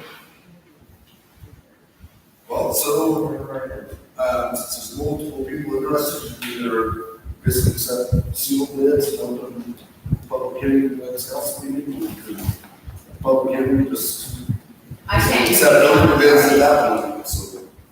I'm sorry. Anytime you're going to accept a resolution for a public hearing on whether or not we're selling. Yeah, what happens if we don't want to sell it? I assume you're talking about the one next to the grocery store. We can still set a resolution for a public hearing to talk about it. That's all we're doing. I'm not saying you're selling it. It's set the resolution. Well, you know, we need a public hearing if you want to sell it.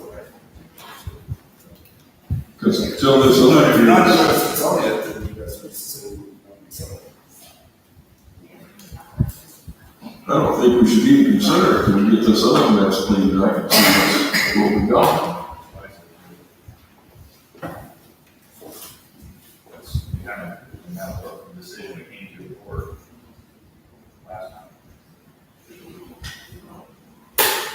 Beth, Yeah. you're up. Oh, I'm sorry. My sidewalk, before I did purchase, my business, they said the sidewalk would be done. Right here. They said my sidewalk would be done, and, they came in, did the sidewalk, and they messed it up. This was Brett Taylor, What? is it Taylor? Sailor Country. Okay, they had to do it a second time. They had to come in and do, my sidewalk a second time. Well, this time they had done it too high. And, a lady hit the front of it, messed up the front of her car, I'm still talking. Hit the front of her car, and this time, it's cracked, they didn't put rebar in it, they didn't put sand in it, and it's been a little over a year, and it's already cracked. And it was supposed to be done before I bought it. So therefore, I really like to have it done, and Brett has clarified, so it would be done, Brett, correct, during this time, you're hoping? The curbing is going to get redone, yes, the sidewalk is not. Okay, why is that it's not going to get done? Because before, we don't have that, it's not your part. No, I can't approve it. Right, no, that's what I'm Sidewalk. asking. Yeah, that's not your part. That's what I'm asking, you don't have anything to do with that part, it's council, correct? Yeah, you have to Okay. bring it to the council and Okay, ask for a new sidewalk. That's what I'm asking. When I bought it was, or before I bought it, it was all tore up. And you remember that, it was going to be fixed before I paid for it. That was the agreement, it was going to be fixed, the complete, and then I know Amber had to pay for hers. But before I bought it, the council said, yes, the sidewalk, not just the curb, would be paid for. Go back and look in notes of our hopefully road took down, but it was going to be done. And they did, the first time it was done, I was not charged, it was, I didn't own the property. It was done, they did it incorrectly. So they had to come out, rip it up, and I didn't miss a moment and say, hey, they did it wrong, I didn't know they had done it wrong, it was somebody else that had said, hey, your sidewalk's wrong, your curb's wrong, everything's wrong, they're gonna come out.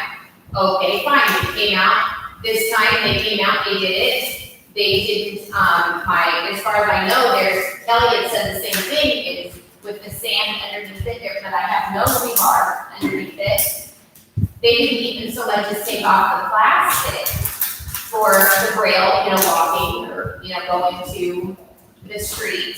And it's been a little over a year, and they didn't even, they were paid for before, we could even say, hey, why is it like this and like this? And it shouldn't be, that's my concern. And if Brian, you want to explain better to them, feel free, but it's just that I'm cracking. It shouldn't be already after a year and a half. Hey, Brian, the Taylor did that? Twice. Okay. That was the sand was never packed down. They didn't have the rebar at all. They just, again, they just fly by night and it was done. We understand the problem. City Boy is going to fix the gutter. That's the, So it's not I that don't deep, know. but doesn't fix what's gonna happen with that sidewalk. Because already sinking, I know the 3 panels out that is already sinking, it's got good cracks, it's already a quarter inch halfway from here to City Hall, a quarter inch raising it already. that's gonna be, I don't think the city can afford to do it. But my insurance isn't gonna pay if somebody falls. When it finally gets, I don't know, I don't like it either, but And I do have insurance. But insurance isn't gonna pay for it. okay, we know this, I knew it. Okay. I knew it couldn't do Mayor, what about the dirt for the school, Brian, or Greg? Gordon Murphy's, he thinks before October first, he's gonna be able to start bringing in loads and leveling that out. The school agreed to the up in price to bring it enough, and he told us that he would need for that. And he's busy right now, he's gonna try to get it before it freezes. But he's gonna be bringing in whatever it takes to level that all. So you don't think it'll get done this year? Andy's gonna try to get it done this year. He's really shooting for that before we get the freeze. Well, that's gonna be, that dirt's gotta be in there so they can get more plan of the flood. You know, it's gonna be a problem. Right. Council have anything?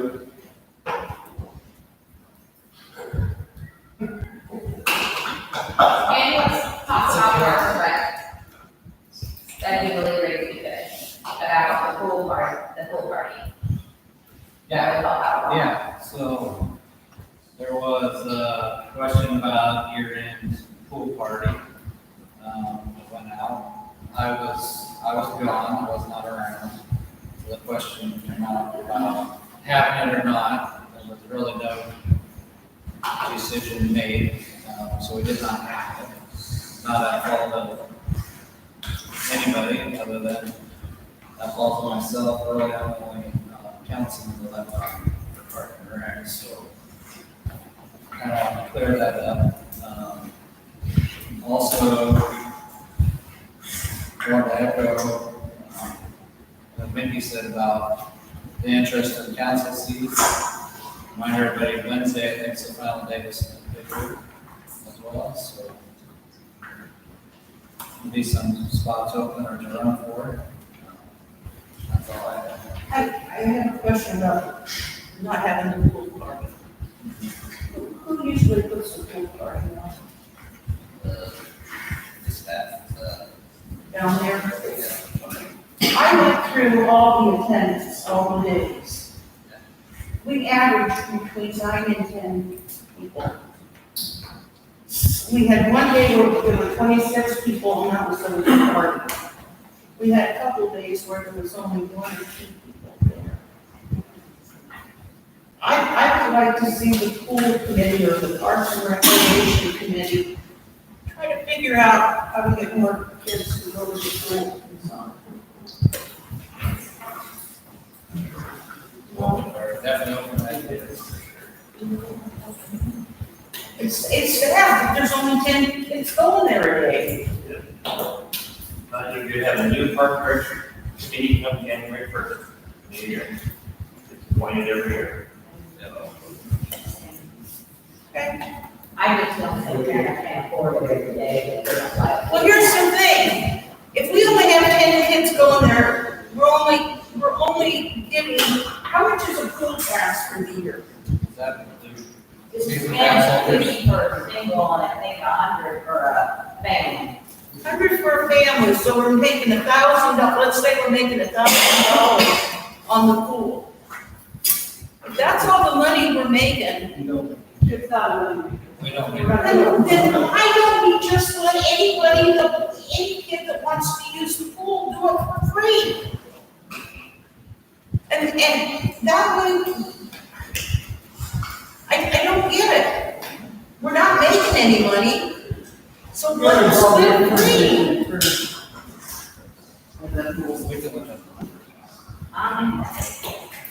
You know, and then let the Park and Recreation Committee come up with a way how to fund it. You know, have a chili cook-off or something. It just makes me sad that there's only 10 kids using that pool on a good day. We still want more than that, seriously. Well, I don't. A lot of kids are 4-H and sports, and my son is gone this summer, so of course he can swim in the pool. I don't know about other kids, they probably go to their other parents do maybe. So. Well, are parents afraid to let their kids go in? Well, yeah, but no, I mean, I don't want to be mean, but they are not the parents they used to be, let's just say that. They're not active in their children's lives, and if it's not about them, they're not going to do it. We're being human.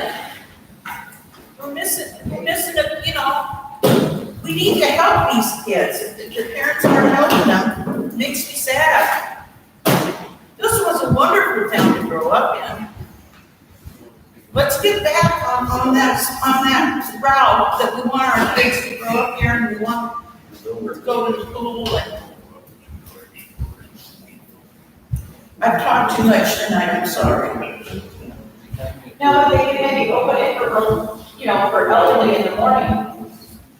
And do exercises. And they're already If it's water, exercises are perfect. Great idea. Are you on the committee? No, Brett. You need to be on the committee. I don't know why I'm parking yet.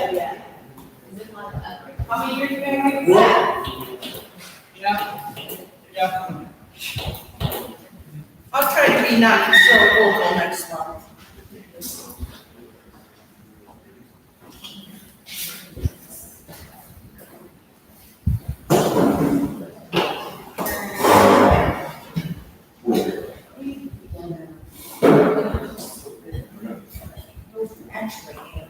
Public Works, Brad. I'm still trying to get a hold of those guys from Kansas City to work on the pool. I've called a few times a week and I get the same story of, oh, let me talk to my boss and call you back. Let's find a different contract. I don't know what to do. I don't know if we can get out of that contract, is the thing with them. I think we can push it back, but I don't know if we can get out of the contract. What timeline in the contract? I don't know. Well, it was supposed to be done before winter, yeah, but I don't know if that was on them or on us. Well, explain the whole thing if you want. Okay. See if you can figure it out. Okay. Other than that, I've been working with the light plant past couple of weeks, trying to get some of the low-hanging trees. Still got a long way to go, but, they help me when they can. They got a lot of stuff going on too. Mowing and, snow support too long. I think I'm gonna have Marty Hoffman probably rebuild the auger. It's gonna be, the truck auger is gonna need rebuild this year. So, get that coming. And I'm waiting on a couple, he's building a couple more risers for some of the manholes. I know we're still waiting on a big one, but it takes a lot of steel and it's not easy to do. It's like 14 inches deep. So, other than that's all I got.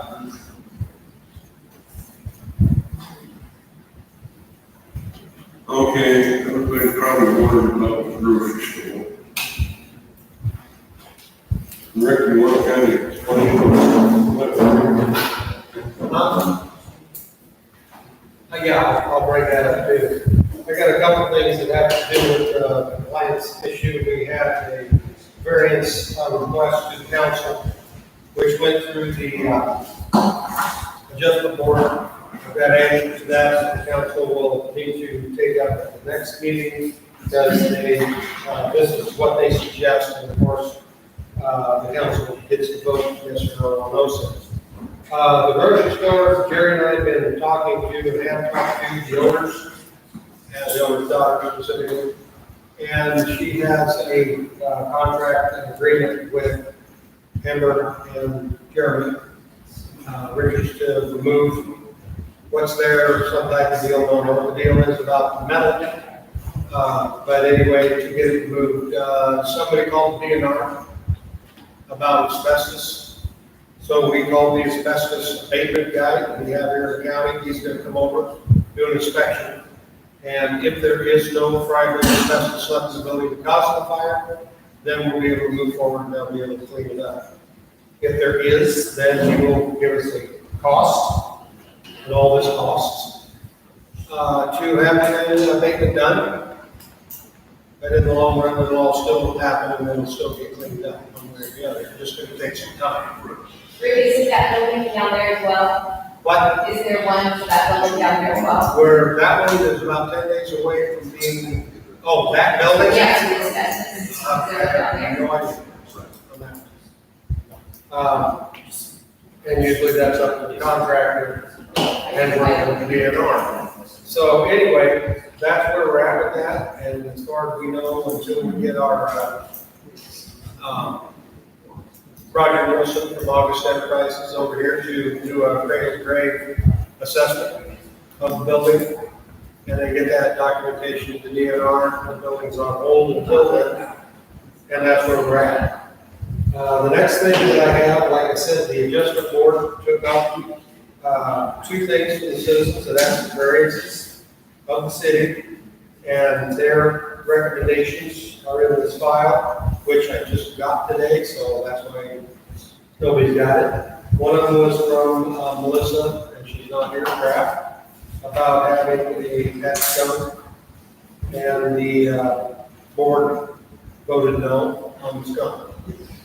And again, these all come up to the council for their approval or whatever you guys want to do. The next thing is it's not on the agenda, this is just information.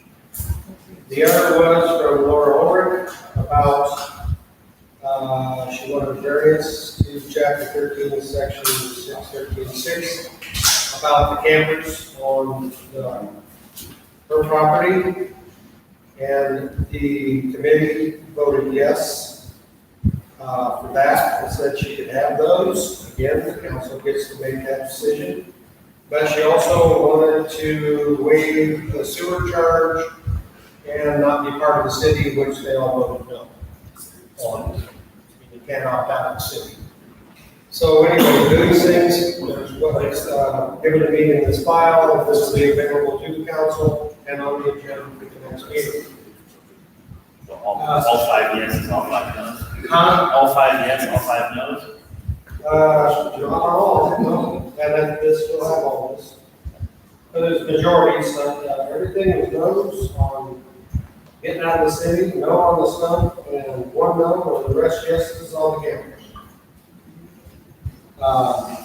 And then on top of that, for the compliance report, which again, I just got done with today, I'm working on the grants with the GCDC, which is just about ready to open up. So far, the instructions that I've been given and people, I'm still waiting for anybody to come up with anything that you want us to put in there, because they said to put it all in. Is LED lights for the rest of the town are $176 a piece. That's what it costs us for the Main Street lights. We can buy more. New fire hydrants installed with control valves, which I'll go a little further with this. I know we're running out of time here. They're about $4,500, $5,000 piece. It depends on what you got to do to hook them up. Some have control valves that still work, some do not.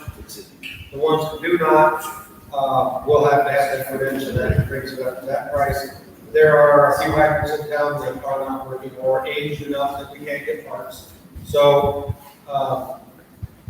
that's the price to put in one. This property. What's that? Oh, did you say so? Okay. Also working with the NACO for infrastructure grants, which would also be not just hydrants, but it would be water lines, control valves, replacement of different lines in the town for the infrastructure and grounds, because the GCDC is not fun things like that.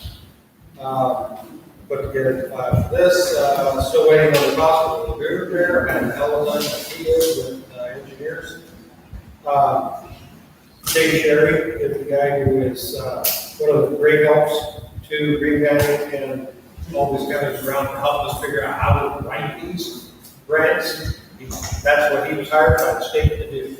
So he's going to come over and assist us as soon as that gets open. So again, anybody got any more ideas you want to put into the town or what we'd like to get on the list? I said, put it all in. 11th Street, by the way, 11th Street cleanup is in progress. That was a big that was sent to them. We do have a letter to the owner of the building for condemning it and getting it removed, which and it's best to make it as part of that. But so far, the date has not ended yet on how long he has to either answer or do something. That's coming up. I did it about that with John about that. Send any emails. Make sure that we do that correctly. Still working on another property on Sunset, trying to get hold of people that have anything to do with that property. And, thanks to Marty Hopper and Mark for knocking down and to the fire department for getting rid of, the old garage on 104 acres. We finally got that thing pushed into the ground, perfect, it's gone.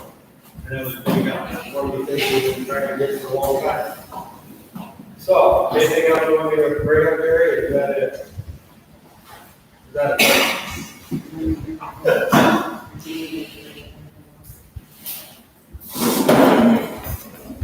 Jerry, when do we start looking for the new, or when do you start looking for the new city attorney? Is it like 2 or 3 months before the end of the term, or how does that work?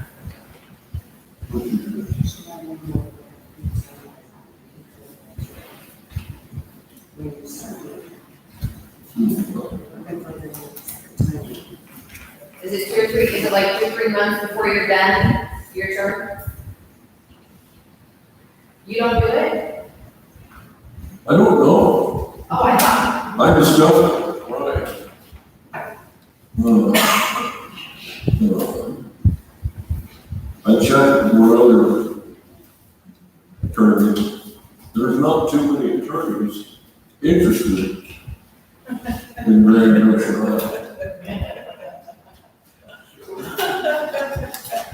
Gee.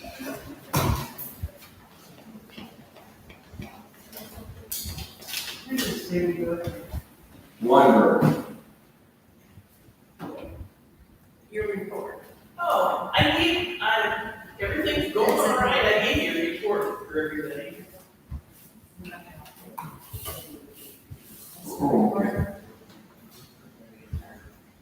Anything? No, just that she's been doing her, things that she She stayed on top of the reconciliation, making daily full deposits, closed the full financials out for the season, on all the daily utility deposits, getting things correct for the city council, created the end of the year fiscal report for library, works on a bunch of Excel spreadsheets for council. Oh, yeah, you wanted to do the year report. Yeah, That's fine. I already got the states and the counties done, so I will give you a report. okay. So, that is basically it. Fire department. We did a couple of control burns this time, or last time. Got that grant, we got 12 more helmets to get, everybody will have a new one. And it sounds like Louis Dreyfus is gonna get quite a few of them come October. We should be in pretty good shape. They donated 6 to us last year. I talked to the plant manager out there, he said he'd be able to release that if not more. I need a motion to adjourn. Second.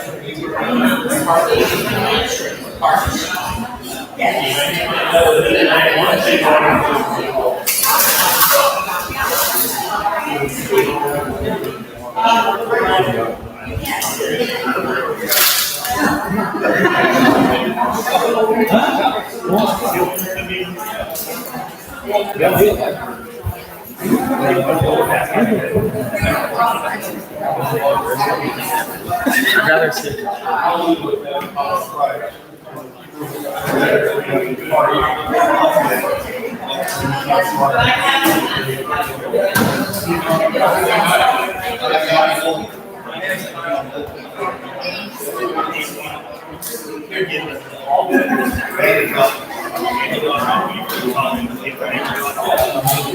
Oh, actually, I didn't think about that for a while. No, I didn't think about that. I was like, Public information. And then I got it, and I